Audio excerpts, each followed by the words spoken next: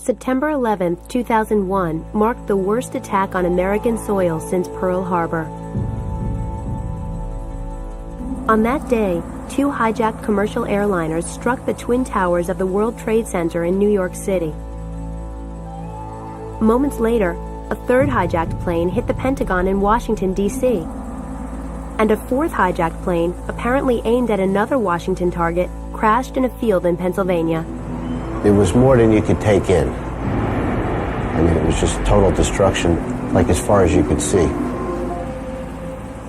More than 3,000 people lost their lives in the disaster. As Americans struggled to come to terms with the magnitude of the attacks over the following weeks and months, President George W. Bush announced a war on terrorism. His administration worked on plans to make the United States more secure by finding and punishing the terrorists responsible for the attacks. I want justice. There's an old poster out west, as I recall, that said, "Wanted, dead or alive." Nobody claimed responsibility for the attacks, but it was quickly determined that Osama bin Laden and his al-Qaeda terrorist network were behind them. Bin Laden had been planning the attack for years from his stronghold in the mountains of Afghanistan. Bin Laden's hatred of the United States stemmed from several causes. He objected that American troops were stationed in Saudi Arabia, home to the most sacred sites of Islam. He was angered by what he saw as American support of Israel in its dispute with the Palestinians, who are also Muslim. Finally, Islamic extremists, like bin Laden, believe that globalization has led to the westernization of their culture. Islamic extremists first targeted the United States in 1993. In February of that year, a bomb exploded in the underground garage of one of the Twin Towers. Only 5 people died, but the attack was an ominous foreshadowing of 9/11. Meanwhile, Osama bin Laden built up the terrorist group al-Qaeda. Bin Laden was bent on ending American involvement in the Middle East. On August 7, 1998, al-Qaeda set off car bombs at the U.S. embassies in Nairobi, Kenya, and Dar es Salaam, Tanzania.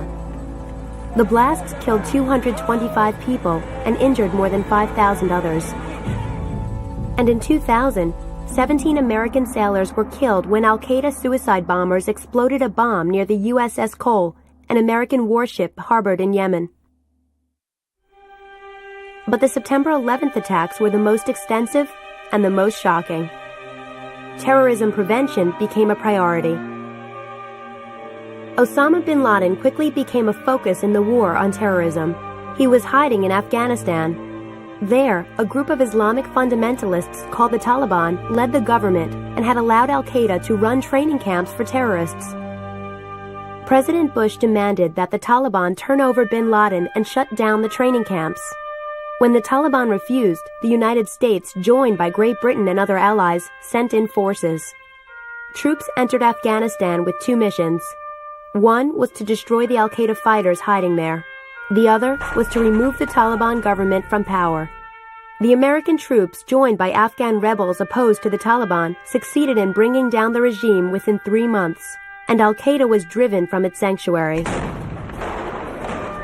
American troops killed or captured several al-Qaeda leaders, but the most wanted terrorist, bin Laden himself, was still on the loose.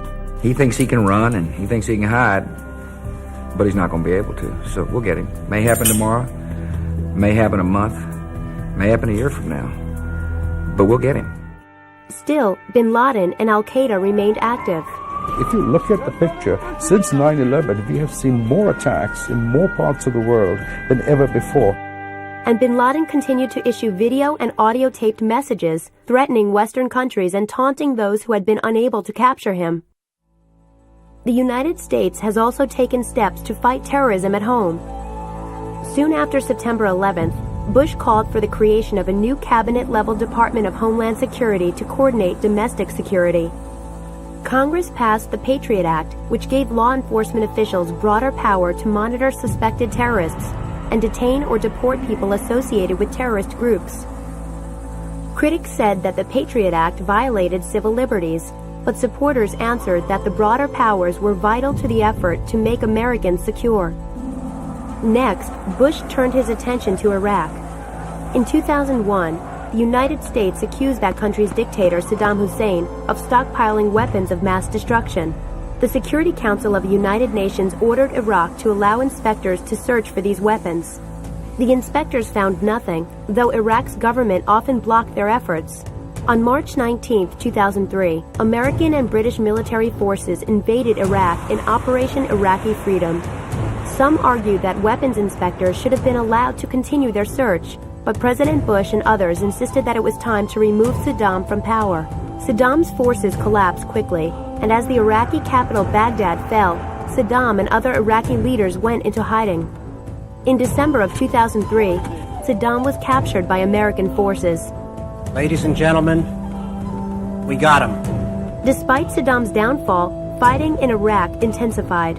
Terrorists joined the fight, attacking American soldiers, Iraqi security forces, and innocent Iraqi civilians. Critics warned that the United States had entered a quagmire in Iraq, and that the war there undermined efforts to fight terrorism. Once the administration decided to go after Saddam, key military and intelligence assets were then moved to focus on the hunt for Saddam and building the capability to invade Iraq. As a result, the effort that we had focused on bin Laden and his followers certainly suffered. In his State of the Union address of 2004, President Bush attempted to reassure the nation that progress was being made in the war on terror. We're tracking Al-Qaeda around the world, and nearly two-thirds of their known leaders have now been captured or killed.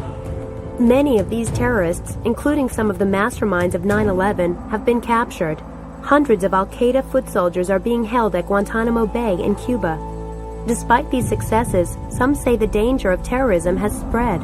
One can think of al-Qaeda as a hornet's nest, and we stuck our hand in that nest, and they became active, angry, and left the nest. We've made it harder to communicate, harder to operate, but they still have command and control because we still see terrorist attacks every several weeks on a big level somewhere in the world. Aware that danger still exists, armed forces overseas and security forces at home continue to protect Americans by seeking out terrorists and increasing security measures.